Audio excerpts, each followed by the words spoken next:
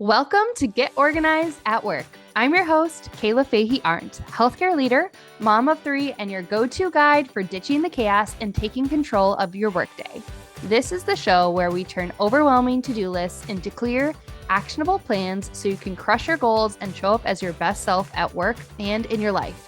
Whether you're here for strategies to stay ahead or systems to simplify your workday, you're in the right place. Let's get organized, have some fun, and make this year your best year in your career yet. Let's dive in. Hey friends, welcome back or welcome to Get Organized at Work. I'm your host, Kayla, and today we're going to be talking about springing forward. If you're in the United States, we all set our clocks ahead this week. And we're not going to just be talking about our clocks, but we're going to be talking about our mindset, our work, and our leadership. So daylight savings just hit. And while we may have lost an hour this time of year, I don't know about you all, but to me, it feels like a fresh start. I live in Minnesota, and although there are still little piles of snow everywhere, and I'm sure it will snow again, it's starting to melt. And it was warm this weekend. The sun was shining. The air that was, the wind came through, and on the edge of it was warmth. And I was like, okay, it's the perfect moment to shake off the winter slump and to spring forward into being more intentional and organized and proactive with our work habits. So that's what I want to talk about today. And it's also the perfect time to tell you that my brand new course, Get Organized at Work course, I'm not exactly sure on the name, but that is the working title. It's going to be launching at the end of this month / beginning of April. So probably the 31st or April 1st. And I'm not fooling. So today I'm going to give you a sneak peek on what's inside. So I'm just going to go over the highlights. And this is a great way to just summarize what's in the course, but also really think about this course helps you propel forward, spring forward. So it is literally the perfect time. So let's just dive right in. Step one is organize your thinking, the proactive success mindset. So going with our same theme of springing ahead, spring cleaning is something that we think about. And it's not just for our home, it's not just for our offices, but it's for your mind too. So if you feel like work has been overwhelming, or you're like, oh my gosh, the first 2 months were like drinking water from a fire hose, it's okay. I'm here for you. I understand. I feel that way too. Now is the time to reset and start by asking yourself, okay, what's been draining my energy? What's holding me back? And what can I do differently for this season? And yes, I'm just talking about this season because as we know, the year ebbs and flows, things change. And right now we need to figure out how to proceed in the next couple months. We can reevaluate and course correct.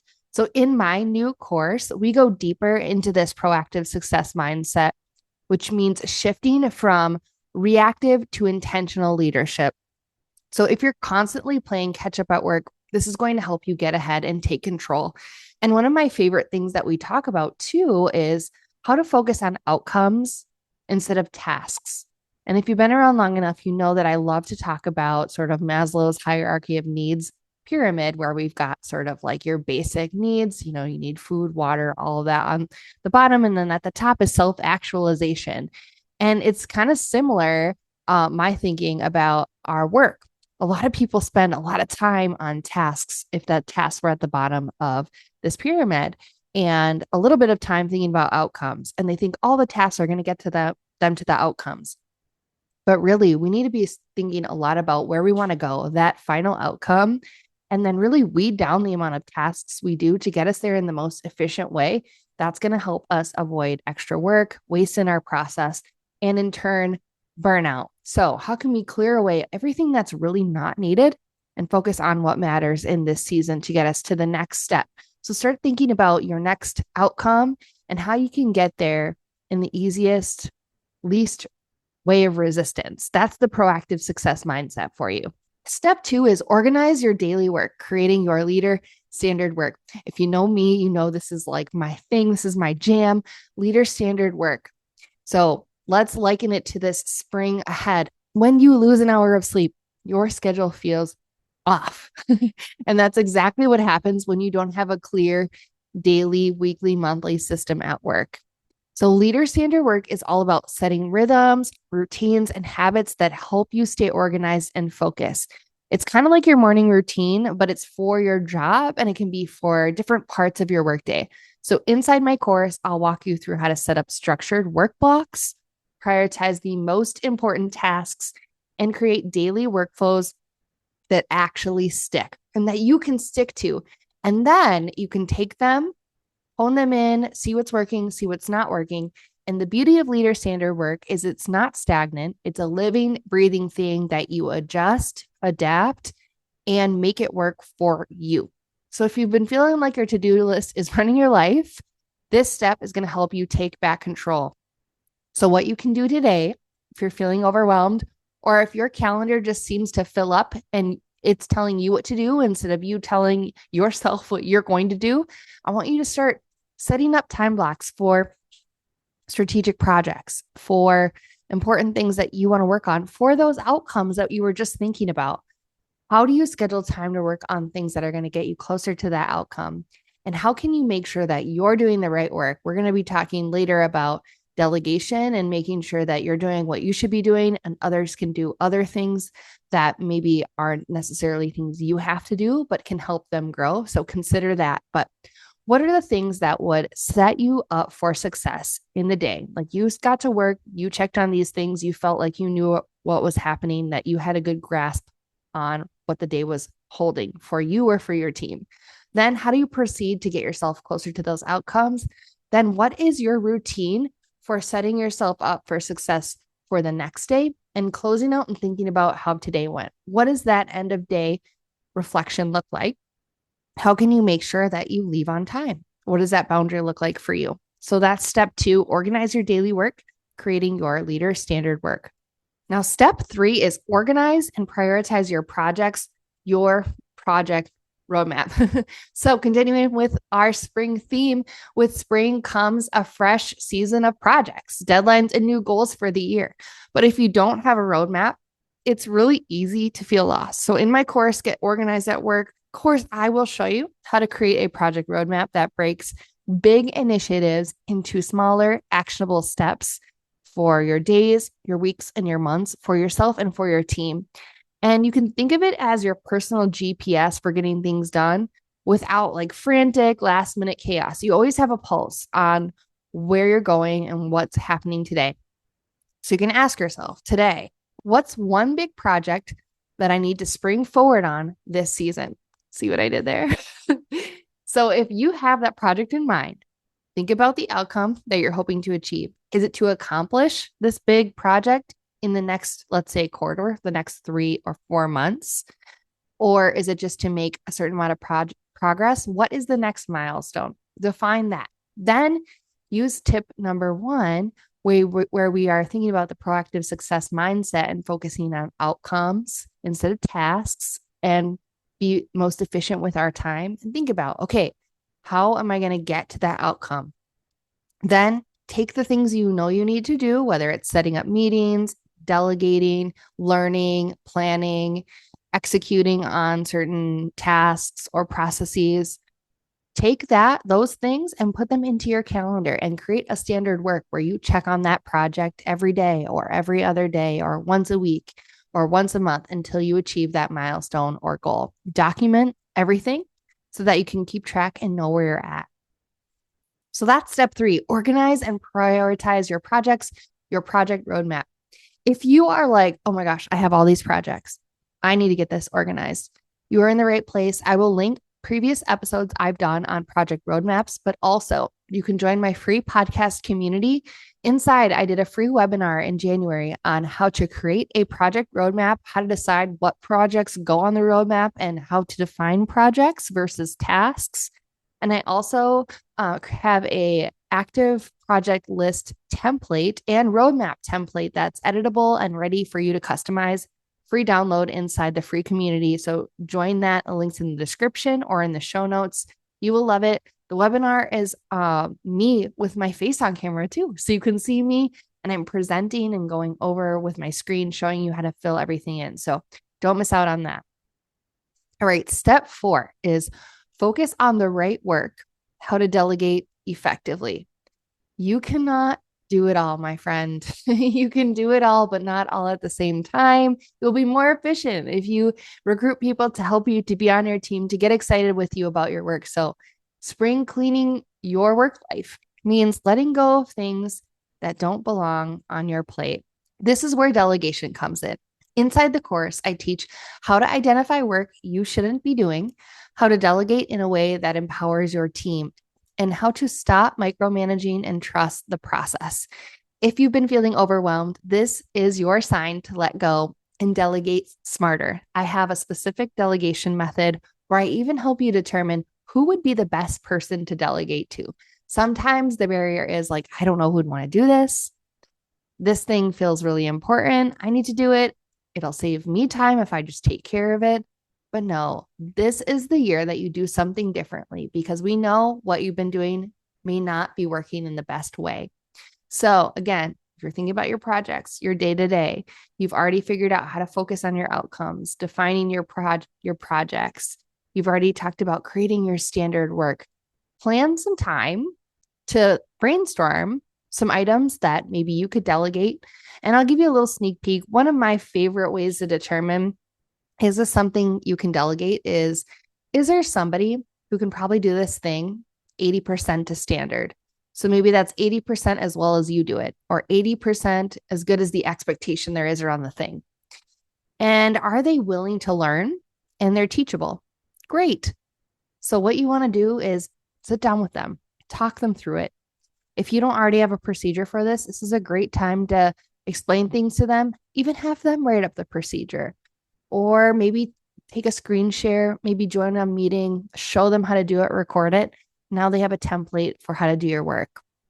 Start with that. Start with a 30-minute meeting with them to go over this one thing you want to have them try, gauge their interest, let them know that you're going to support them, define when you'll check in next, and let live. So that is step 4. Focus on the right work, how to delegate effectively. Step number 5 is create your personal work brand. So are you ever curious? What do people say about you when you leave the room? That's your personal work brand. With spring comes growth, though, and now is the perfect time to refine how you show up in the workplace. So I want you to ask yourself, how do I want to be known at work? What skills or strengths do I need to showcase more? What are my hidden talents that I haven't been showing the world? What's one thing I can do this week to elevate my work brand? Your work brand matters. And inside the course, I'm going to teach you how to craft yours with intention. So this isn't about like, oh my gosh, I shouldn't care what other people think of me. This is more like, you do have a personal reputation at work. Your reputation precedes you. Like, people say your name, they have a thought. It doesn't mean it's correct, but you have influence over that personal work brand. And we always all have things we can work on to do better or refine the way we want to be perceived. You can start showing up differently today, and that's going to impact the way people think about you in terms of for opportunities.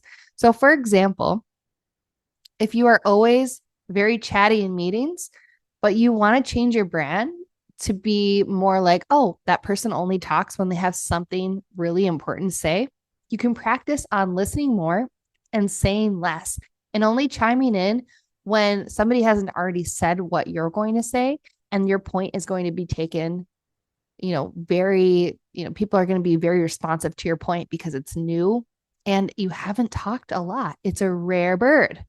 That is one way that you can start to change your personal brand. Think of this as, if somebody were to recommend you for something you're super excited for, like a new promotion or an opportunity, what would that be? Think about that. And how would you want that person to talk about you? Think about how you can start to embody those traits. Do you want to be known as organized, right? Maybe that's one reason you're listening to this podcast. Maybe you feel like you're kind of a mess and you want to just be that person that's like, no problem, I got this. You want to be calm. You want to be present. You want to be enthusiastic. You want to be known as an innovator and idea generator. Those are all things you can work on. This is also a great opportunity to speak with your leader or your boss. So maybe you just had performance review season. This is a good time to reflect and go back to your leader and say, hey, so I was thinking after a conversation, And there are some things like strengths and skills that I want to showcase more. Can you help me make sure that I bring those forward in meetings? What do you think would be a great way to bring those forward? I feel like I haven't given myself enough credit for my ideas, or I don't speak up enough, and I feel like I'm being underutilized. How can I showcase that? It's also a great time to say, hey, like, I think that I need some work on these things. I want to be perceived in this way. I don't think that is how I'm being perceived. What can I do to work towards that more and grow that strength? It's a great way to bring up that conversation with your boss. They're going to see you as that proactive leader and be like, oh, wow, they're really self-reflective. They're really working on their emotional intelligence. That's a huge win and strength of a leader. So they'll be very impressed by that. And that'll open you up for more promotions, more opportunities. So that's step 5, create your personal work brand. I can't wait to dive deeper into that in the course. It's pretty fun. All right. And step 6, create your proactive communication strategy. So finally, let's talk about communication, which might be one of my favorite things, something I've been harping on over the years at my workplace. I talk about it all the time. Have you ever felt like you're constantly answering emails, putting out fires? There's never enough time. You want white space in your calendar. It's not happening. In my course, I teach a proactive communication strategy. So you're leading conversations instead of just reacting to them. This means you're going to set boundaries around meetings and messages. You're going to be communicating expectations clearly with your team, and you're going to be prioritizing proactive updates to minimize surprises. With the right strategy, you can spring forward into smoother, stress-free workdays. One of the biggest compliments I ever got from somebody that I work with was, we are never surprised by what's going to happen on our team. We always know what's going on. And that's because of the work that I put into communicating proactively. It is hard as a leader. If you're leading leaders or you're leading teams, sometimes you're not able to share everything that you know. There has to be filters that you set on, or not everybody can know everything at the same time because maybe the organization's still working on its strategy, right? So there's some nuance to this, but there's also such a lovely way that you can create transparency on your team. You can show that you're a real person, that you don't have all the answers, but you can also show that your team, that you've really thought about what matters to them. You can talk through how this change will affect them, why it's important to them, how it's going to help them, how we're going to work through challenges, how you welcome their feedback and how you're going to take that feedback into consideration, and how we'll implement it, how we'll let them know if we can't implement it, what barriers we have. There's so much we can do, even if we're not able to do everything that the team needs. Communication is key. It's the key to trust on your team. It's the key to resiliency. It's so essential for you to be understood as a leader and for you to make sure your team feels heard and valued and included. So that's a 6th step. Create your proactive communication strategy. All right, friend, are you feeling ready to spring forward into a more organized, proactive work life? I hope so. I apologize for you losing that hour of sleep this weekend if you're in the United States, but hopefully you caught up and you're all good. If today's episode resonated with you, you're going to love my course, the Get Organized at Work course. Again, working on the name, workshopping it.